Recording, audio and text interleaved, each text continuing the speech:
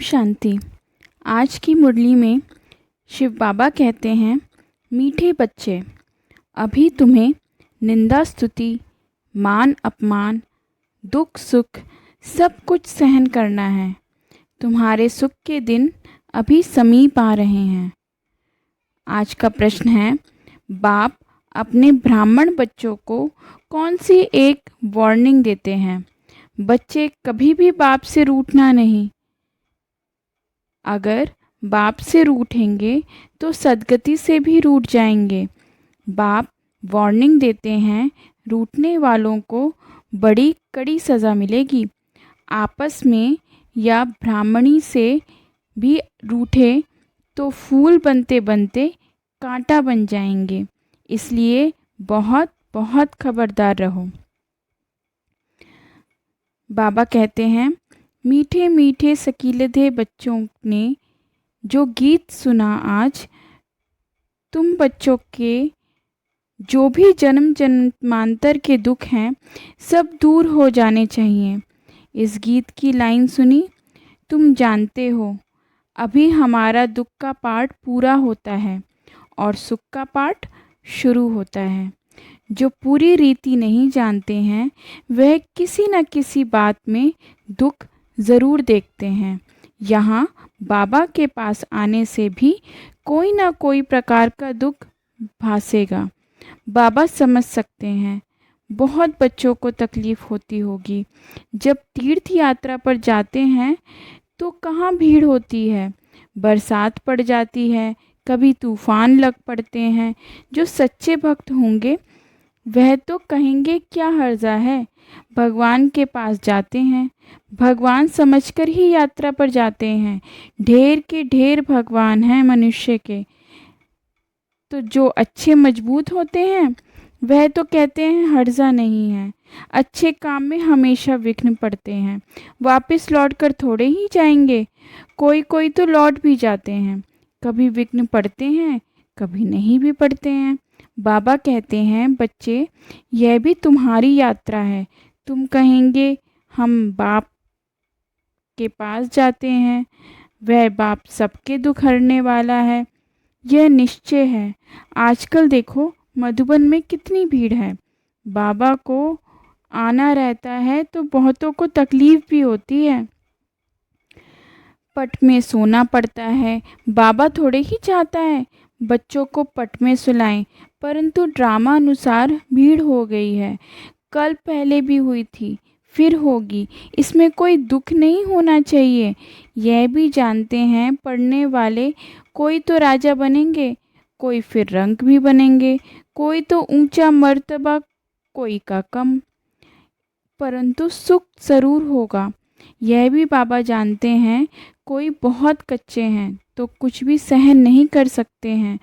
उन्हों को कुछ तकलीफ़ होगी, कहेंगे हम तो नहा के आएंगे और कहेंगे हमको ब्राह्मणी ज़ोर करके ले आई है।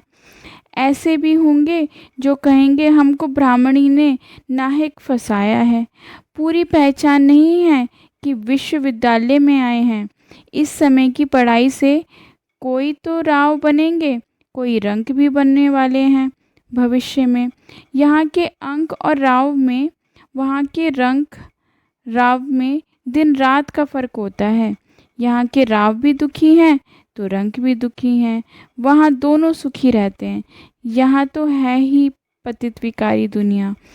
भल किसके पास बहुत धन है? बाप समझाते हैं ये धन माल सब मिट्टी में मिल जाना है। यह शरीर भी ख़त्म हो जाएगा। आत्मा तो मिट्टी में नहीं मिलती। कितने बड़े बड़े साहूकार हैं बिरला जैसे, परंतु उनको क्या पता कि अब यह पूरी दुनिया बदल रही है। मालूम होता तो फट से आ जाते। कहते यहाँ भगवान आया हुआ है, फिर भी जाएंगे कहाँ? सिवाय बाप के कोई को सदगति नहीं मिल सकती। अगर कोई रूठ गया तो कहेंगे सदगति से रूठ गया। ऐसे बहुत रूठते रहेंगे, गिरते रहेंगे। आश्चर्यवत सुनंती निश्चय होवंती। कोई तो समझते हैं बरोबर इन बिगर कोई रास्ता है ही नहीं। इनसे तो सुख और शांति का वर्षा मिलेगा। इन बिगर सुख शांति मिलना असंभव है। जब धन बहुत हो तब तो सुख मिले। धन में ही सुख होता है ना। वहाँ तो आत्माएं शांति में बैठी हैं। कोई कहे हमारा पाठ नहीं होता तो सदैव हम वहाँ रहते, परंतु ऐसे कहने से थोड़े ही होगा। बच्चों को समझाया गया है ये बना बनाया खेल है। बहुत हैं जो किसी न किसी संशय में आकर छोड़ जाते हैं, ब्राह्मणी से रूठ जाते हैं या आपस में रूठकर पढ़ाई छोड़ देते हैं। अभी तुम यहाँ फूल बनने के लिए आए हो, महसूस करते हो बरोबर हम कांटे से फूल बन रहे हैं। फूल जरूर बनना है। कोई को कुछ संशय है, फलाना ये कहते हैं, ये ऐसे हैं, इसलिए हम नहीं आएंगे। बस रूठ कर जाए घर में बैठ जाते हैं। बाप कहते हैं और सबसे तो भल रूठ जाओ, लेकिन एक बाप से कभी नहीं रूठना। बाबा वार्निंग देते हैं, सजाएं बहुत कड़ी हैं। गर्भ में भी जो सजाएं मिलती हैं सब साक्षात्कार करते हैं। बिगर साक्षात्कार की सज़ा मिल नहीं सकती। यहाँ का भी साक्षात्कार होगा। तुमने पढ़ते पढ़ते आपस में लड़ झगड़ कर रूठ कर पढ़ाई छोड़ दी थी। तुम बच्चे समझते हो हमको फादर से पढ़ना है, पढ़ाई कभी छोड़नी नहीं है। तुम यहाँ पढ़ते ही हो मनुष्य से देवता बनने। ऐसे ऊंचते ऊंच बाप के पास तुम मिलने आते हो।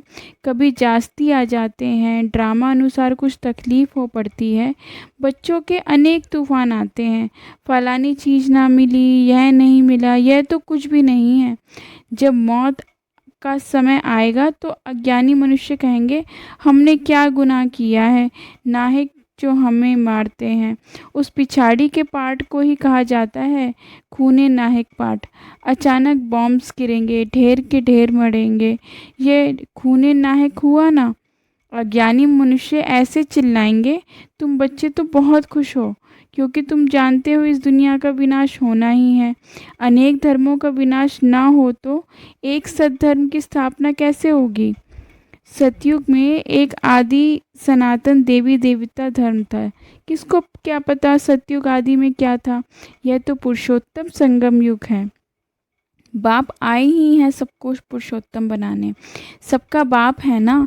ड्रामा को तो तुम जान ही गए हो। सब तो सतयुग में नहीं आएंगे। इतनी करोड़ आत्माएं सतयुग में थोड़े ही आएंगी। यह है डिटेल की बात। बहुत बच्चियां हैं जो कुछ भी समझती नहीं, भक्ति मार्ग से हिरे हुए हैं, ज्ञान बुद्धि में बैठ ना सके। भक्ति की आदत पड़ी हुई है। कहते हैं भगवान क्या नहीं कर सकता, मरे हुए को जिंदा कर सकते हैं। बाबा के पास आते हैं, कहते हैं फलाने मनुष्य ने मरे हुए को जगाया तो क्या भगवान नहीं कर सकता। कोई के अच्छा काम किया तो बस उसकी महिमा करने लग पड़ते हैं, फिर उनके हज़ारों फॉलोअर्स बन जाएंगे। तुम्हारे पास तो बहुत थोड़े आते हैं। भगवान पढ़ाते हैं, फिर इनके थोड़े क्यों।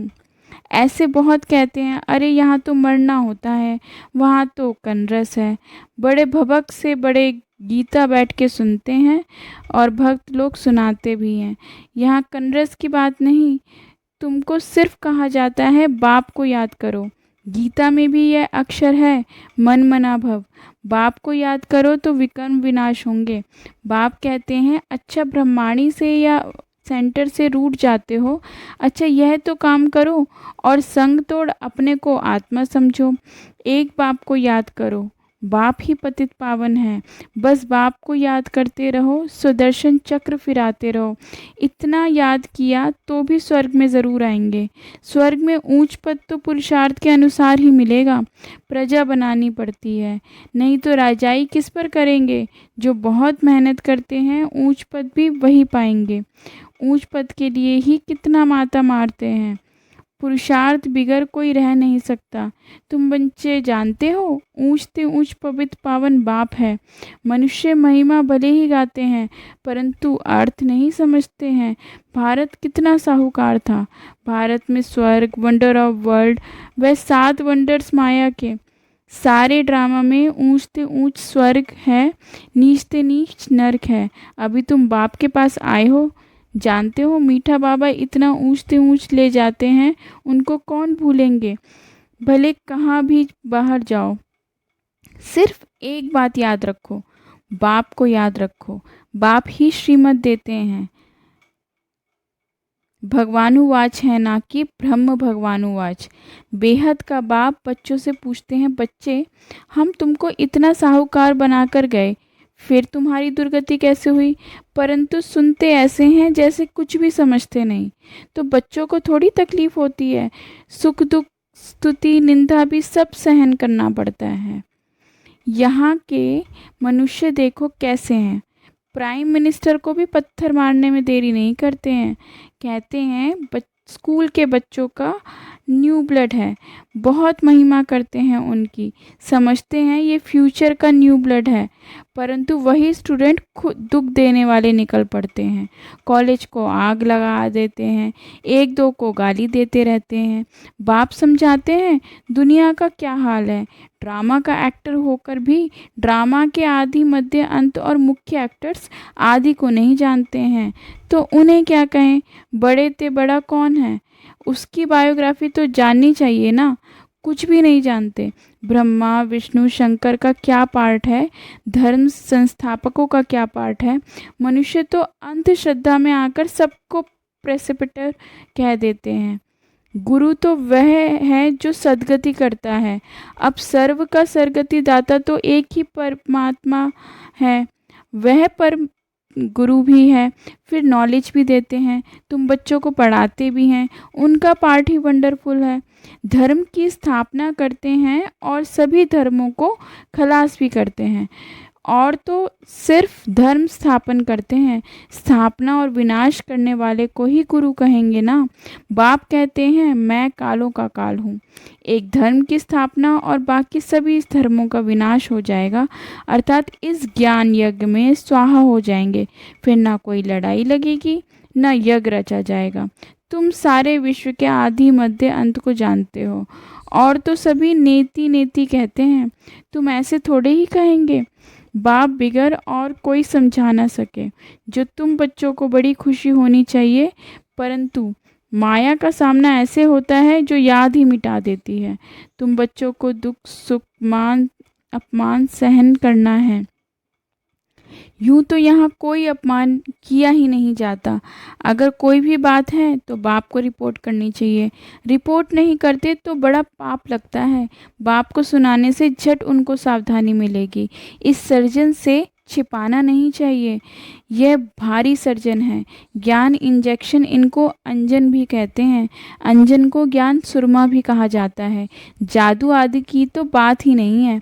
बाबा कहते हैं मैं आया हूँ तुमको पतित से पावन होने की युक्ति बताने। पवित्र नहीं बनेंगे तो धारणा भी नहीं होगी। इसी काम के कारण ही फिर बाप होते हैं। इस पर जीत पानी है। खुद ही विकार में जाता होगा तो दूसरे कोई को कह नहीं सकेंगे, वह तो महापाप हो जाएगा। पाप कहानी भी सुनाते हैं। पंडित ने कहा राम राम कहने से सागर पार हो जाएंगे। मनुष्य समझते हैं पानी का सागर, जैसे आकाश का अंत नहीं वैसे सागर का भी अंत नहीं पा सकते हैं। ब्रह्म महत्व का भी अंत नहीं। यहाँ मनुष्य अंत पाने का पुरुषार्थ करते हैं, वहाँ कोई पुरुषार्थ नहीं करते। यहाँ कितनी भी दूर जाते हैं फिर लौट आते हैं। पेट्रोल ही नहीं होगा तो आएंगे कैसे? यह है साइंस वालों का अति अहंकार, उससे विनाश कर देते हैं। एरोप्लेन से सुख भी है, फिर उससे अति दुख भी है। अच्छा, मीठे मीठे सकीले दे बच्चों प्रति माँ पिता बाप दादा का याद प्यार और गुड मॉर्निंग। रूहानी बच्चों की रूहानी बाप को नमस्ते। आज की धारणा का मुख्य सार, किसी भी कारण से पढ़ाई नहीं छोड़नी है। सज़ाएं बहुत कड़ी हैं, उनसे बचने के लिए और सब संग तोड़कर एक बाप को याद करना है, रूठना नहीं है। ज्ञान इंजेक्शन व अंजन देने वाला एक बाप है। उस अविनाशी सर्जन से कोई बात नहीं छुपानी है। बाप को सुनाने से झट सावधानी मिलेगी। आज का वरदान है, तन की तंदुरुस्ती, मन की खुशी और धन की समृद्धि द्वारा श्रेष्ठ भाग्यवान भव।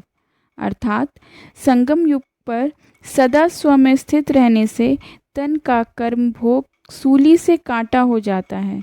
तन का योग और तन का रोग योग में परिवर्तित कर देते हो, इसलिए सदा स्वस्थ रहो। मन बना भव होने के कारण खुशियों की खान से सदा संपन्न हो, इसीलिए मन की खुशी भी प्राप्त है और ज्ञान धन सब धनों में श्रेष्ठ है। ज्ञान धन वालों की प्रकृति स्वतः ही दासी बन जाती है और सर्व संबंध की एक के साथ है।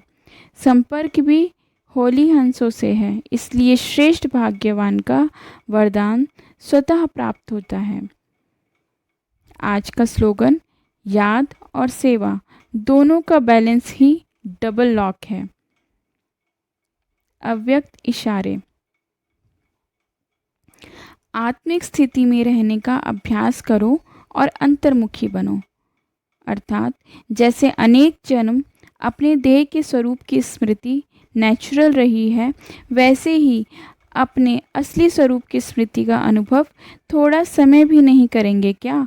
ये पहला पाठ कंप्लीट करो, तब अपनी आत्म अभिमानी स्थिति द्वारा सर्व आत्माओं को साक्षात्कार कराने के निमित्त बनेंगे। ओम शांति।